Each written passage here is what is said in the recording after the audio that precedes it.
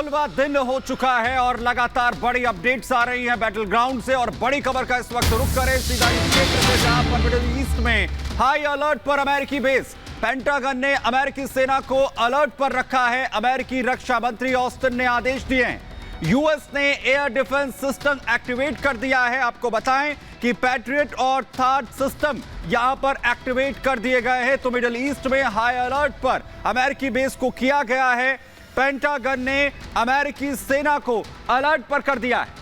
बड़ी खबर आपको बता दें, अमेरिकी रक्षा मंत्री ऑस्टिन ने ये आदेश दिए हैं, अलर्ट पर रखा गया है। आपको बता दें अमेरिकी एयरबेस को अलर्ट पर रखा गया है। यूएस ने एयर डिफेंस सिस्टम भी एक्टिवेट किया है और अमेरिका लगातार एक्टिवेट नजर आ रहा है। पैट्रियट और थार्ड सिस्टम एक्टिवेट किया गया है। देखिए किस तरीके से अमेरिका पहले ही कह चुका है कि हर तरह का सपोर्ट जो है वो इजराइल को देगा और उसी की तस्वीरें निकलकर सामने आ रही है। दो तस्वीरें आपको दिखा रहे हैं। बिल्कुल, तो बड़ी खबर आपको बता दें, दो तस्वीरों के जरिए आप देख सकते हैं कि अलर्ट पर अमेरिकी सेना नजर आ रही है। और सवाल यही है कि क्या मिडिल ईस्ट में वर्ल्ड वॉर 3 की शुरुआत हो सकती है। ये बड़ी जानकारी यहां पर मिल रही है क्योंकि जिस तरीके से में बढ़ती जा रही है युद्ध में, इसी बीच एक और युद्ध क्षेत्र से बड़ी खबर आपको बता दें, इजराइल जंग के बीच में चीन की एंट्री के संकेत मिल रहे हैं। पश्चिमी एशिया में चीन ने 6 वॉरशिप भेज दिए और चीन ने 44 नेवी यूनिट वहां तैनात कर दी है। गाइडेड मिसाइल से लैस है ये वॉरशिप, ये आपको बता दें। तो यानी कि अब चीन की भी एंट्री के संकेत इसी वॉरशिप की तैनाती के साथ में मिलते हुए नजर आ रहे हैं। एक तरफ अमेरिका एक्टिवेट हो चुका है, तमाम सेना को यहां पर अलर्ट पर रखा गया है, तो वहीं पश्चिमी एशिया में चीन ने 6 वॉरशिप भेजे हैं। और आपको बताएं कि गाइडेड मिसाइल से ये वॉरशिप पूरी तरह से लेस हैं। चीन ने अपनी 44th नेवी यूनिट को यहां पर भेजा है गाइडेड मिसाइल से लेस वॉरशिप को, जिसके बाद और भी ज्यादा अब हालात तनावपूर्ण होते नजर आ रहे हैं। जो इजराइल जंग के बीच चीन की एंट्री के संकेत कहीं ना कहीं यहां पर दे रहे हैं। 16वें दिन में युद्ध पहुंच चुका है। वहीं दूसरी तरफ चीन भी अब एक्टिव यहां पर होता नजर आ रहा है। पश्चिमी एशिया में उसके 6 वॉरशिप भेजे जाने के बाद से स्थितियां और भी यहां पर तनावपूर्ण हो सकती हैं और गाइडेड मिसाइल से लेस ये वॉरशिप कहीं ना कहीं चीन की एंट्री के संकेत भी इस युद्ध में देता हुआ नजर आ रहा है।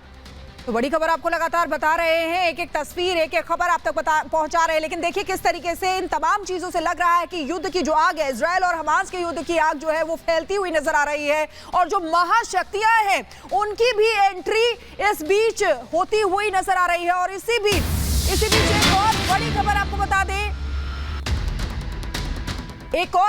आपको बता दें, जंग के मैदान से अभी की बड़ी खबर आ रही है, वो आपको बता रहे यूएस के रक्षा और विदेश मंत्रियों का बयान सामने आया है। ये बड़ी खबर आपको बता दें, ईरान की हरकतों से भड़केगी जंग, ये अमेरिका कह रहा है। देखिए किस तरीके से ईरान लगातार एक्टिवेट नजर आ रहा है इस युद्ध में और लगातार ईरान जो है इसमें बीच में आ रहा है, कई बार धमका भी चुका है। उसको लेकर अब अमेरिका की तरफ से बड़ा बयान सामने आया है। बिल्कुल, तो अमेरिका की ओर से बड़ा बयान यहां सामने आया इसलिए भी क्योंकि ईरान की ओर से धमकी अमेरिका और इजराइल दोनों को दी गई थी कि ये जो हमले हैं गाजा पट्टी पर उसे रोक दिया जाए, नहीं तो इसका जो परिणाम है ठीक नहीं होगा। दो सहयोगी गुरसिमरन और अमित हमारे साथ में लगातार बने हुए हैं। अमित, सबसे पहले आपका रुख करते हैं। जिस तरीके की खबरें यहां पर आ रही हैं कि ईरान बार बार यहां पर धमकी देता हुआ नजर आ रहा है और अमेरिका अब कह रहा है कि ईरान इस युद्ध में सीधे तौर पर घी डालने का काम कर रहा है। देखिए मैं आपको बताऊं सृष्टि, इजराइल के बहाने रशिया, चाइना और अरब देश मिलकर अमेरिका को जवाब देने के चक्कर में पड़ गए और इसमें पिस रहा है इजराइल। आपको यूक्रेन का युद्ध याद होगा कि यूक्रेन को लगातार चढ़ाते रहे, बैकअप करते रहे और यूक्रेन बर्बादी के कगार पर पहुंच गया। हथियार दे के उसको जंग में मुफ्तला किया, शामिल किया गया। बड़ी बात यह है कि इजराइल पर दबाव बनाने की जो स्ट्रैटेजी है वो अरब देशों की तो थी, लेकिन अब चीन और रशिया भी कंधे से कंधा मिलाकर अमेरिका को यह जताने और दिखाने के लिए खड़े हो गए हैं कि अगर आप इजराइल के साथ हैं तो हम खाड़ी देशों के साथ हैं। ईरान कह रहा है तेल की सप्लाई रोक देंगे ताकि जो वेस्टर्न वर्ल्ड है उस पर दबाव बन सके। दूसरी बात यह भी है, ईरान एक बात यह भी कह रहा है कि तेल नहीं देंगे, दूसरी तरफ वो तमाम जो हूती विद्रोही हैं लेबनान में, जॉर्डन जो मिलिशिया ग्रुप है और हमास, उसको लगातार आर्म्स एम्युनिशन सप्लाई कर रहा है। इधर अमेरिका ने वॉरशिप तैनात की तो चाइना ने उसके जवाब में वहां भी वॉरशिप तैनात कर दी। उधर रशिया दबाव बना रहा है। रशिया के विदेश मंत्री लगातार अलग अलग मुल्कों से बात कर रहे हैं और वो ये दिखाने और जताने की कोशिश कर रहे हैं कि हम चाहते हैं कि वॉर एक्सकेलेट हो, वॉर को कंट्रोल करने की कोशिश है। लेकिन देखिए जो मनोवैज्ञानिक गेम है कि अंतर्राष्ट्रीय कूटनीति कूटनीति का खेल देखिए, चाइना और रशिया इजराइल के बहाने अमेरिका को ये जताना और दिखाना चाह रहे हैं कि भाई हम कमजोर नहीं है। दूसरी बड़ी बात है कि अब ये वॉर जो है 3 तरफा हो चुका है। हूती विद्रोही, साथ ही साथ जो हमास के आतंकी हैं और जो हिजबुल्ला आतंकी हैं जो लेबनान और जॉर्डन बॉर्डर से लगातार एयर स्ट्राइक कर रहे हैं। वेस्ट बैंक में 13 गांवों को खाली करा गया इसी डर से कि अगर हिजबुल्ला के आतंकी वहां दाखिल होते हैं, वहां हमले करते हैं तो उन पर एयर स्ट्राइक की जा सके। नॉर्दर्न गाजा में पर्चियां बांटी जा रही हैं, वहां पर लीफलेट बांटे गए जिस पे लिखा है कि अगर आप नॉर्दर्न गाजा का इलाका खाली नहीं करते हैं तो आप आतंकवादी समझे जाएंगे। उधर मिस्र ने जो मदद की गाड़ियां थी, ट्रक से जिनमें दवाइयां, रसद और खाने पीने का सामान था, उसे भेज तो दिया है, लेकिन कहीं ना कहीं अंदर खाने वो भी दबाव में है, क्योंकि ईरान, इराक और तमाम जो मुल्क है, चाहे वो लेबनान हो, जॉर्डन हो, वो मिस्र पर भी दबाव बना रहे हैं कि आप किसी भी तरह की मदद या सहमति इजराइल के लिए ना दें, क्योंकि 2 अमेरिकी जो बंधकों को छोड़ा है हमास के आतंकियों ने, वो एक तरह से पीस टॉक्स का नतीजा था, लेकिन उसके लिए बहुत मेहनत करनी पड़ी है। और यही कोशिश अमेरिका की कि बाकी और भी जो अमेरिकी बंधक हैं या और भी मुल्कों के जो लोग हैं और जो सिविलियंस हैं, इजरायली सिविलियन, उनको भी हमास से बचाने की कोशिश है।